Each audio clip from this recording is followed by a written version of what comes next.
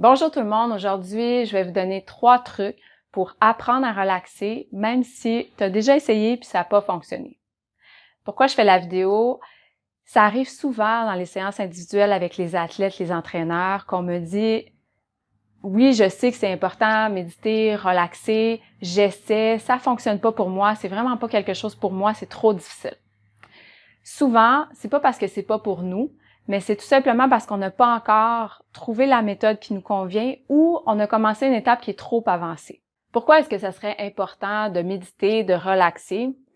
C'est sûr que dans notre société de nos jours, on est tellement stimulé, ça va tellement vite, on vit beaucoup de stress, de peur, d'anxiété. J'en vois énormément chez les athlètes, chez les entraîneurs. On en vit en sport, mais on en vit aussi dans notre vie quotidienne, au travail, à l'école, on en vit partout.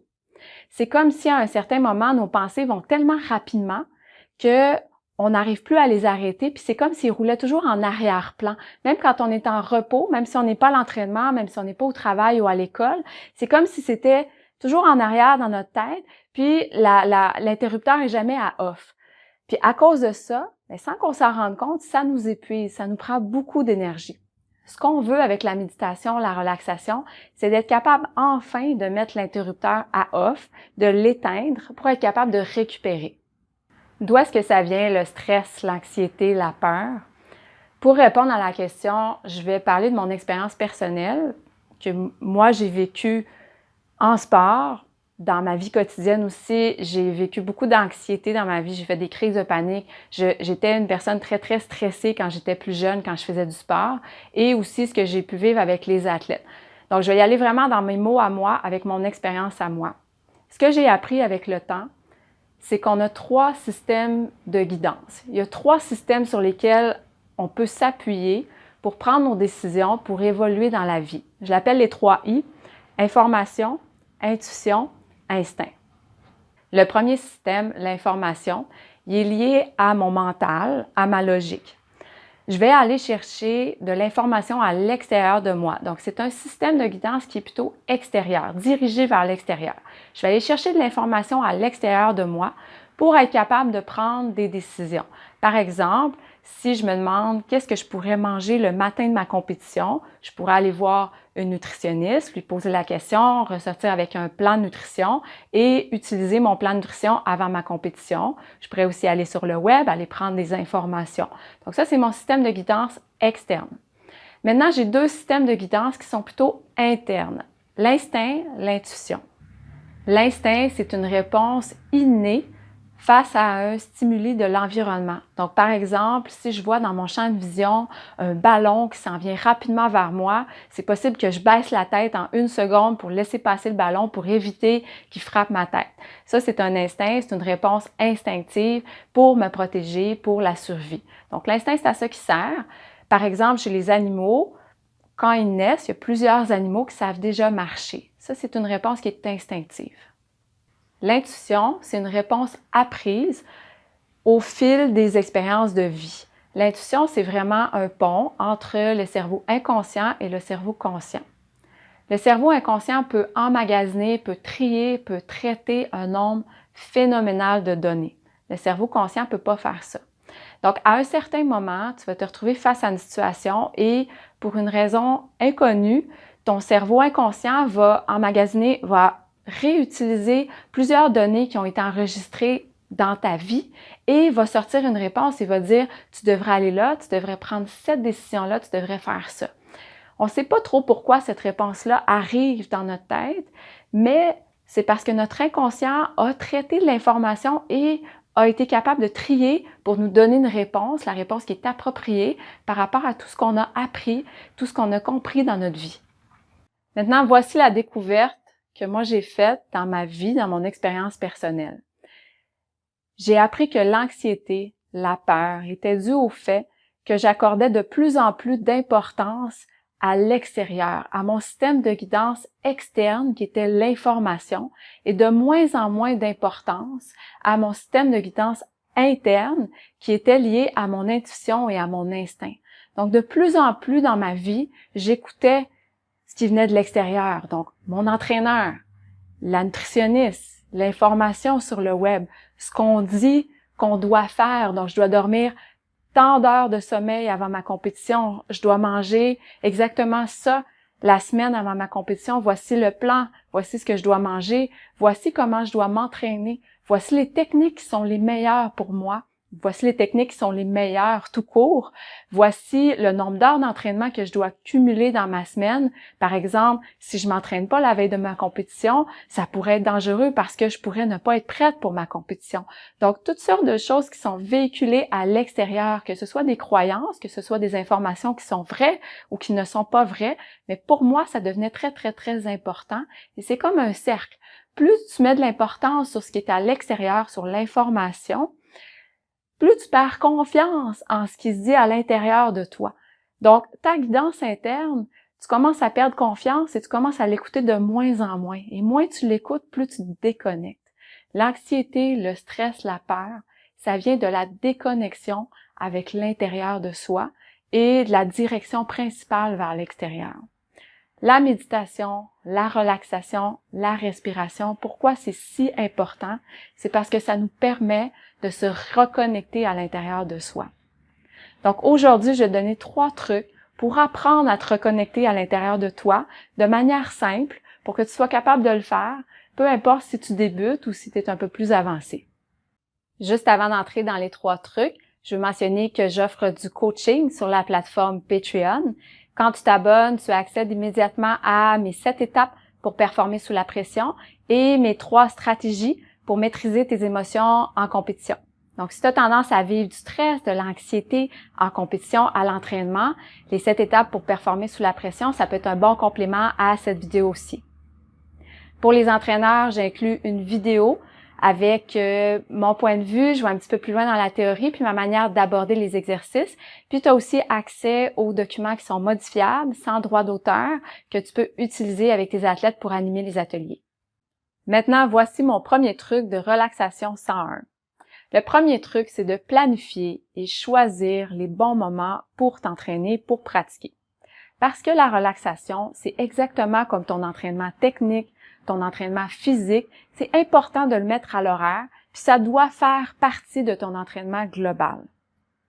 La bonne nouvelle, c'est que c'est beaucoup plus simple et beaucoup plus court que tout ce que tu as à faire pour tes entraînements. Par exemple, si tu dois quitter la maison, préparer ton sac, aller au gym, faire ton entraînement, revenir, c'est quand même long. Mais sinon, au niveau de la relaxation, on parle de quelque chose qui va durer 1 minute, 3 minutes, 5 minutes, 10 minutes maximum.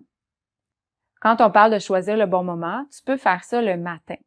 Le matin, c'est un bon moment parce que ton cerveau n'est pas encore tout à fait éveillé. Donc, ça peut être un peu plus facile de se focaliser. Quand on est dans notre quotidien, le jour, tout va vite, on est au travail, à l'école, c'est difficile de ralentir les pensées. Par contre, le matin, ça va déjà plus lentement. C'est un petit peu plus facile de réussir quand on est un peu plus débutant.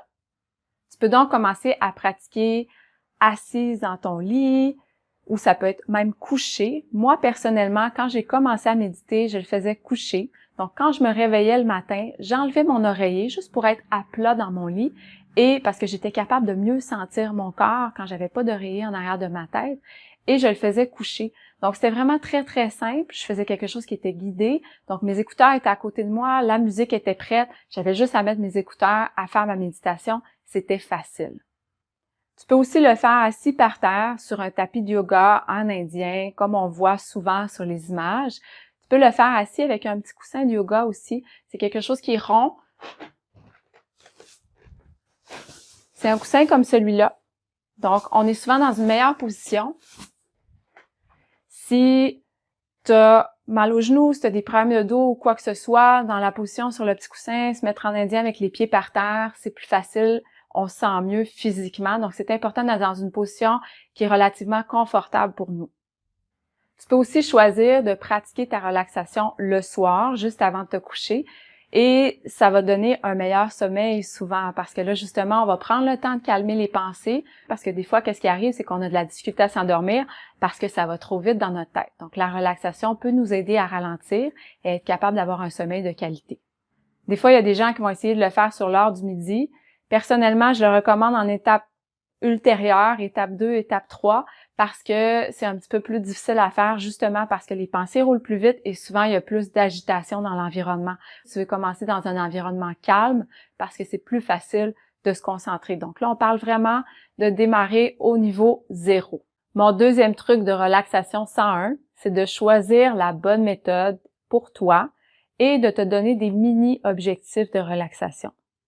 Au niveau de la méthode, on peut commencer avec la respiration. C'est souvent ça qui est le plus simple et qui dure le moins longtemps. Comment on fait ça, la respiration? Donc, on peut placer la main sur le ventre et l'autre main sur la poitrine. Et quand j'inspire, je veux d'abord gonfler mon ventre et ensuite gonfler la poitrine. Quand j'expire, je dégonfle la poitrine, je dégonfle le ventre. Donc, j'inspire par le nez, par exemple en 3 secondes, et j'expire 2 fois plus longtemps par la bouche, par exemple en 6 secondes. Pourquoi je veux gonfler le ventre? Souvent, quand on est stressé, on gonfle le haut du corps. Donc, le haut du corps travaille dans la respiration, mais le bas du corps travaille pas. Quand je gonfle le ventre, j'active mon diaphragme et mon diaphragme envoie des signaux à mon système nerveux pour me calmer.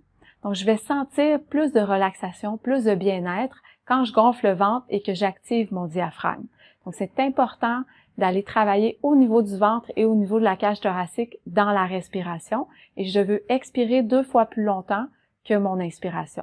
Ce que je peux faire, c'est que je peux prendre une seconde pour vraiment sentir comment je me sens. Est-ce que je me sens agitée? Est-ce que je me sens stressée aujourd'hui? Est-ce que je me sens très excitée? Ou est-ce que je me sens calme? Donc, je peux me donner une note de 1 à 10. Et ensuite, je peux faire 5 à 10 respirations. Puis, je me pose encore la question comment je me sens de 1 à 10 et est-ce que je me sens plus relax maintenant qu'avant mes 10 respirations. 10 respirations, expiration en 6 à 8 secondes, c'est moins de 2 minutes. Donc, c'est vraiment court à faire. Je peux, quand je place ma main sur mon ventre, l'autre main sur la poitrine, je suis aussi en mouvement, donc je suis active. Ça me permet de rester concentrée. Je peux me concentrer aussi sur l'air qui entre, donc le son de l'air qui entre dans mon corps et qui ressort. Je peux me concentrer sur mon compte. Tout ça, ça me permet de rester centré sur ma respiration et j'essaie de muscler ma concentration pour être capable de me rendre jusqu'à 10 respirations tout en restant concentré. Ensuite, il y a la méthode des applications, donc les méditations guidées. Je peux utiliser une application comme Petit Bambou, c'est une application en français qui est pour la méditation. Il y en a pour le sport, il y a plusieurs programmes, dont un pour le sport. Je peux aussi utiliser des méditations guidées. Il y a plusieurs chaînes YouTube qui offrent des méditations guidées. Maintenant, ce qu'il faut savoir, c'est simplement de choisir la voix qui nous convient, la musique qui nous convient. C'est pas nécessairement toutes les voix qui nous aident à relaxer. Des fois, je préfère une voix masculine. D'autres personnes peuvent préférer une voix féminine. Donc, c'est vraiment à ton choix. Il faut tester, il faut essayer pour vraiment trouver ce qui nous convient puis ce qui nous aide à relaxer. Tu peux aussi choisir d'être accompagné avec une musique relaxante quand tu fais ta méditation. Moi, j'aime beaucoup la chaîne Zen Life Relax sur YouTube, mais il y en a plusieurs autres. Celle-là fonctionne avec des fréquences. Donc, tu peux simplement choisir la musique qui te convient et ça t'accompagne, ça te permet de rester concentré dans ta méditation. Ensuite, au niveau des objectifs, on peut se donner des objectifs de durée. On peut commencer par relaxer, méditer pendant 1 minute. Ensuite, on peut monter à 2 minutes, on peut monter à 5 minutes, 10 minutes. C'est vraiment un exercice de renforcement. Ta concentration va devenir de plus en plus forte.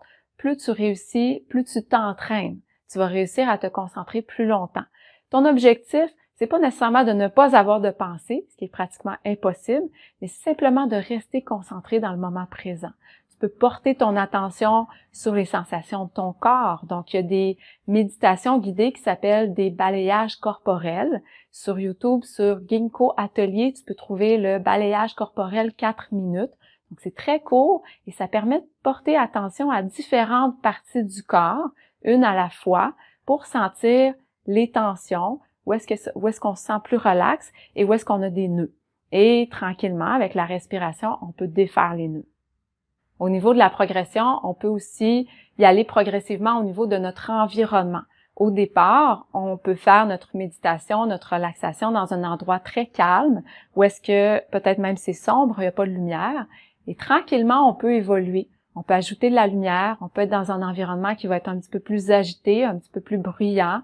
On peut commencer à être capable de respirer, relaxer dans un milieu comme l'échauffement à l'entraînement ou même pendant notre entraînement.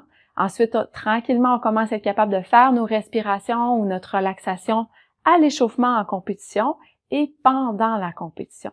Plus on s'entraîne, plus on pratique, plus on est capable de relaxer rapidement dans un milieu qui est de plus en plus bruyant ou agité. Je le répète, ce qui est important, c'est de te donner des petits objectifs, de faire progresser tranquillement ta méditation, ta relaxation. Tu commences court, des méditations courtes, accompagnées, guidées, dans des endroits très, très calmes et progressivement, tu ajoutes de l'agitation, tu ajoutes du bruit, tu commences à faire ta méditation plus longtemps et ta concentration va se renforcer de plus en plus. Mon troisième truc de relaxation 101, c'est de pratiquer, de trouver une activité méditative qui est appropriée pour toi. Quand on est vraiment, vraiment stressé, vraiment, vraiment anxieux, ou si on a tendance à beaucoup trop penser en général dans notre vie, des fois, s'arrêter, même pendant 1 minute, 2 minutes et calmer les pensées, c'est vraiment très difficile. Ce qui a bien fonctionné pour moi par le passé et ce qui fonctionne encore très bien, c'est de bouger. Les athlètes, on est des gens d'action, donc faire une activité méditative qui me demande de bouger, qui active mon corps, ça fonctionne bien. Il y a plusieurs activités méditatives. Tout ce qui me demande de me concentrer sur un mouvement répétitif, c'est une activité méditative. Donc, aller marcher dans la nature. Moi, je vais écouter des fois des musiques de relaxation ou des audios de méditation guidée pendant que je vais marcher dans la nature. Et ça fonctionne très bien pour moi. Il y a des gens qui vont tricoter, c'est une activité méditative. Il y en a même qui vont jongler. Tu dois être tellement concentré sur la tâche et dans le moment présent quand tu jongles que c'est une activité méditative. Il y en a d'autres qui vont faire des mandalas. Donc, c'est des dessins avec plusieurs formes que tu peux colorer. Donc, c'est une belle façon de méditer, de relaxer et d'être concentré sur le moment présent. La lecture est une activité méditative aussi. Tout ce qui me permet vraiment d'entrer à l'intérieur et de me concentrer sur le moment présent. Mais tout dépend toujours de comment on fait l'activité. Si je vais marcher en nature et que je laisse mes pensées rouler, c'est sûr que ça va être une activité qui va être moins efficace au niveau de la méditation, mais si je prends le temps d'observer ce qu'il y a autour de moi, si je prends le temps d'être en gratitude, d'être dans le moment présent et de vraiment apprécier ce qui se passe autour de moi ou sentir mon corps qui avance, sentir mes sensations musculaires. Alors là, je suis dans le moment présent, c'est une activité méditative.